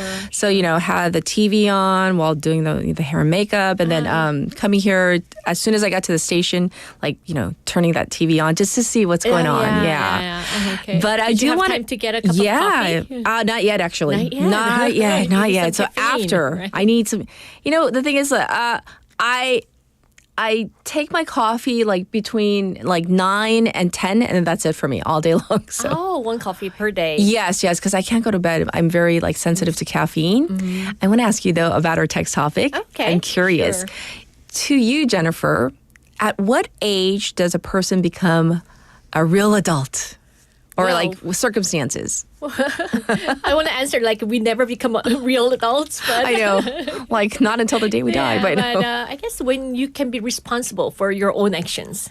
For your own actions. Yeah. Oh, that's an interesting take. So if you are responsible for your actions, it might not matter exactly how old you are, right? Yeah, that is my definition. So even if you're 25 or 26, yes, your mom still has to wake you up and God forbid you are financially dependent and then you're not a real adult. Really an adult. Oh, okay, That's my definition. That makes sense though. It does, right? I mean, you should get yourself out of bed.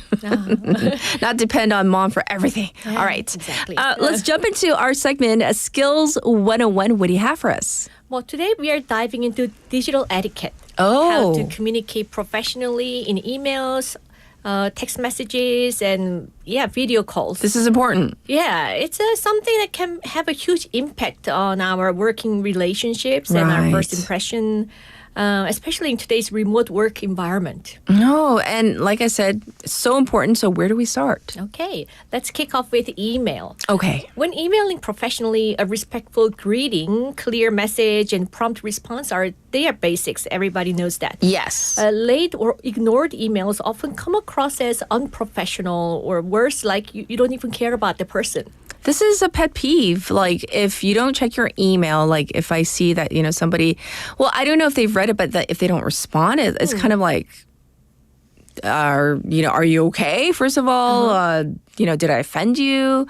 Why are you not getting back to me? Kind of like that. Yeah, you have questions. Exactly. That's what I'm talking about. Right. But what about when you have to send a difficult email or something about an issue that's not really easy to talk about or it's unpleasant?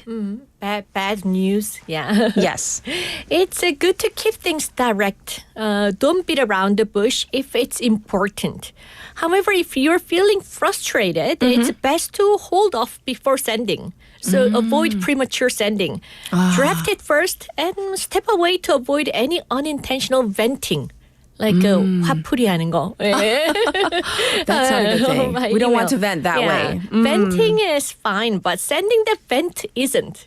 A clear, level-headed message is always more professional. So it's okay to be angry, but not to express it in your email. Yeah.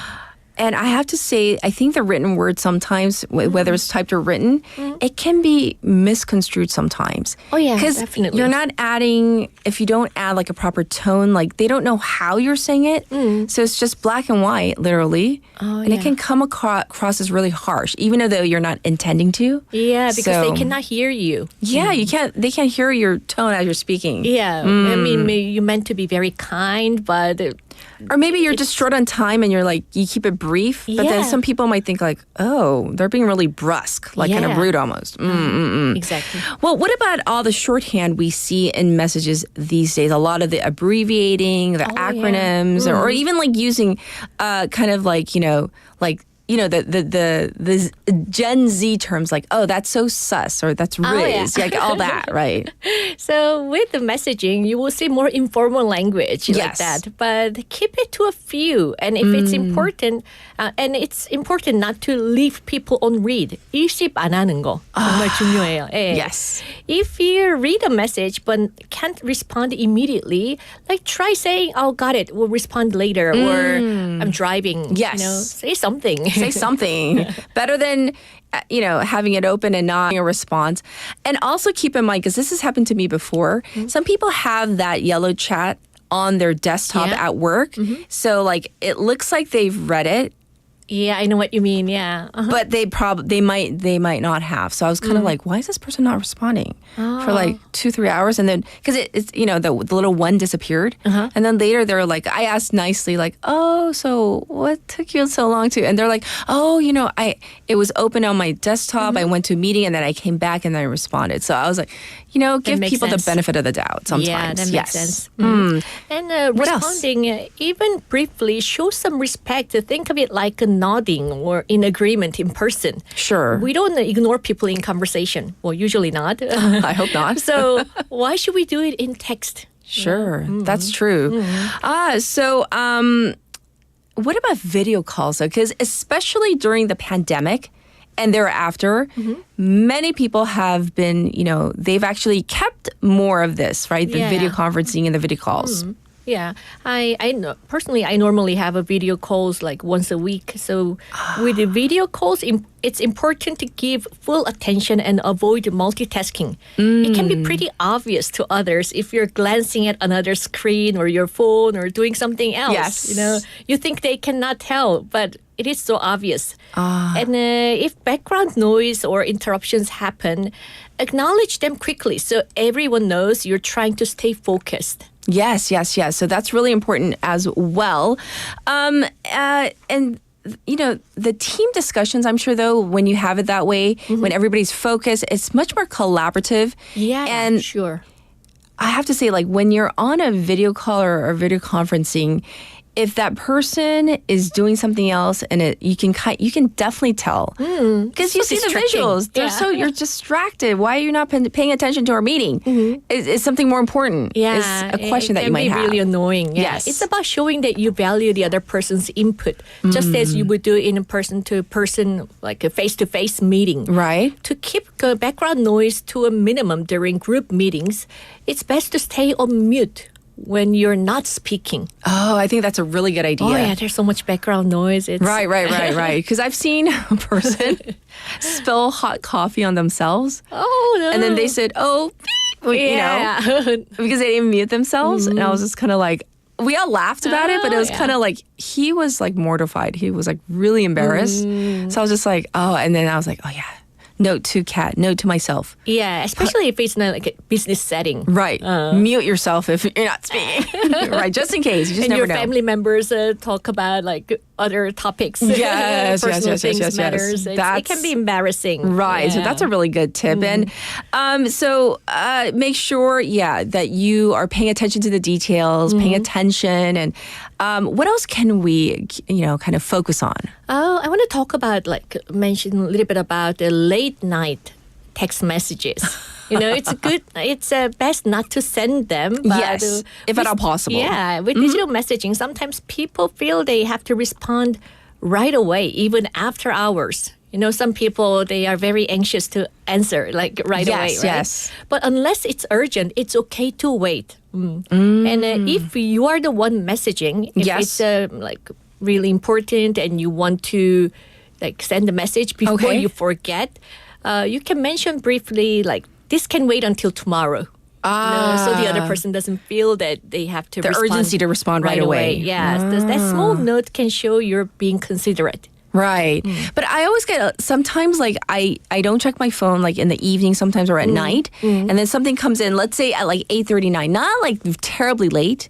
But by the time I look at it, it's 11. Oh, yeah. And then I say to myself like, do I respond now or do I wait till like 6 in the morning? Like how do I, when should I respond? Yeah. Because I feel like they sent it at a reasonable time, but I didn't get around to reading it because, I was busy with my personal life until a later hour. So what do we do? Oh, yeah. That's a tough one. Yeah, I'm sure those messages can wait until the next morning. day. Yeah. Unless it's like an emergency, right? Yeah, because it's not your working hours. And I mean, most people understand that, right? Okay. So hopefully, and now this one.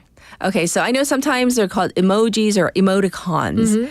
I think that they can be tricky in a professional setting. Oh, yeah. And personally speaking, I try not to use, especially for people that I'm not familiar with, I try not to use emoticons, at least in the first few, messages. Yeah. What do you think? When you know each other better, Yes. you can use them more freely, right? Right. Yeah. So what's the general rule? A few well-chosen emojis can add friendliness. Yes. But avoid excessive use. I agree. Yeah, stick to one or two for warmth if necessary. Yes. But only if you are sure if it fits the context.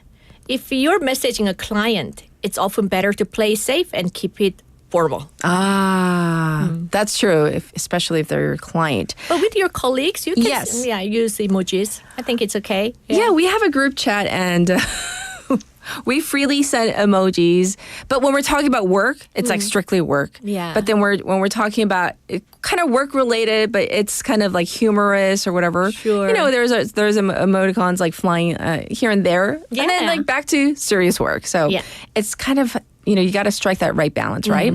So is there anything else we should be cautious of with digital interactions? Okay, there's one more. Avoid delivering important news or feedback through digital channels if possible. Okay. Sensitive topics are best for in-person or video calls when you can see each other, like not face to face, but when you can see the other person's face. Right. Yeah. And where you can express empathy more effectively. So even if you don't meet in person, Yes. you can when you have video calls, it's okay to talk about serious matters. Okay. So anything else we should know before I let you go today? Okay. The last minute no-shows. Let's avoid telling someone, I can't make it right at the meeting time. That's so terrible. 2 minutes before the meeting.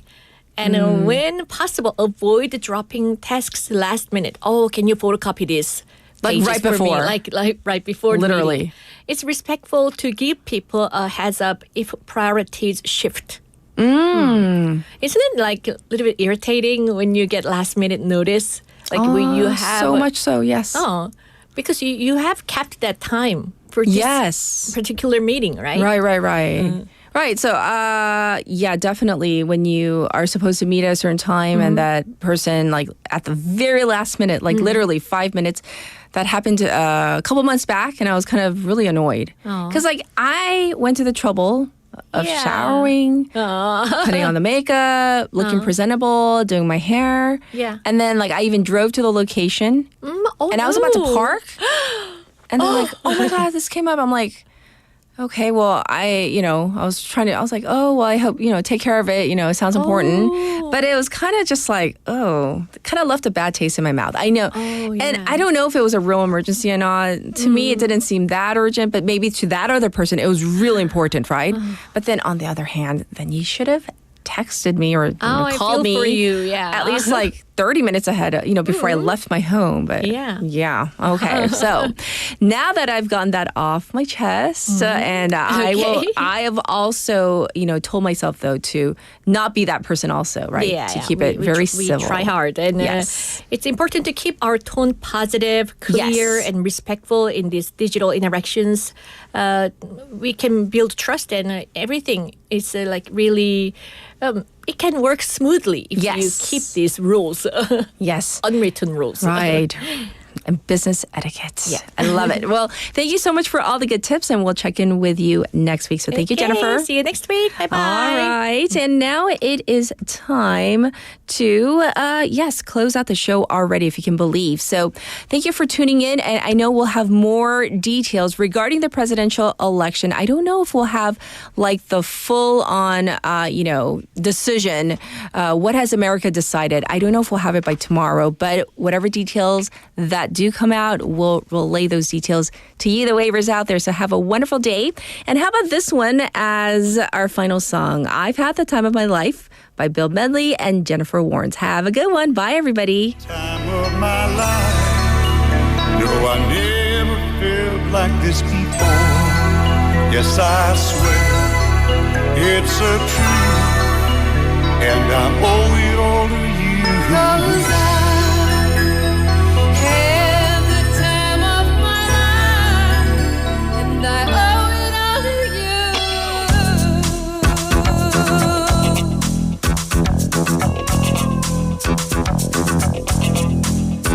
I've been waiting for so long. Now I finally found someone to stand by me.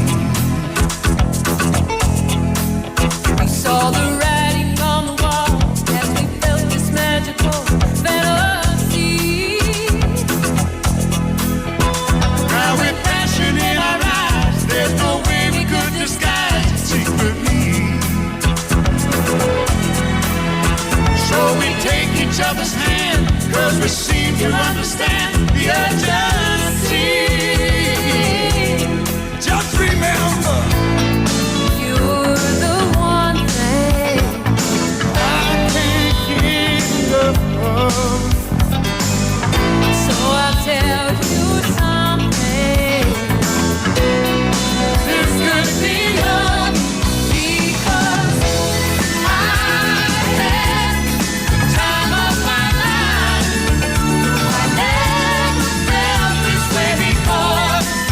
This I swear, it's a truth, and I owe it all to you.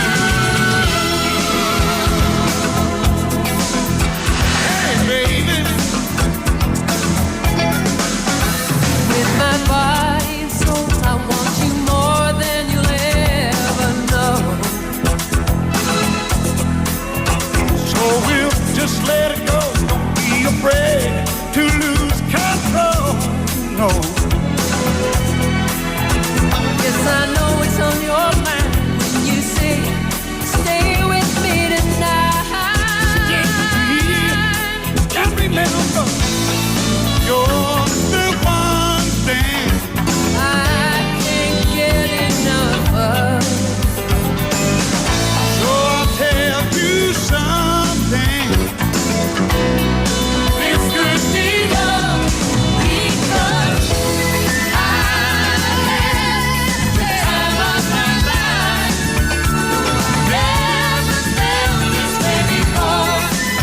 Yes, I swear it's a truth, and I owe it all to you. 'Cause I had the time of my life.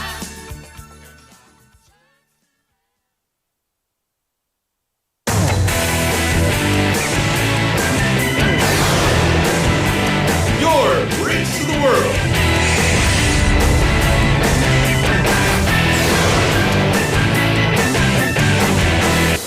BeFM 부산 영어방송.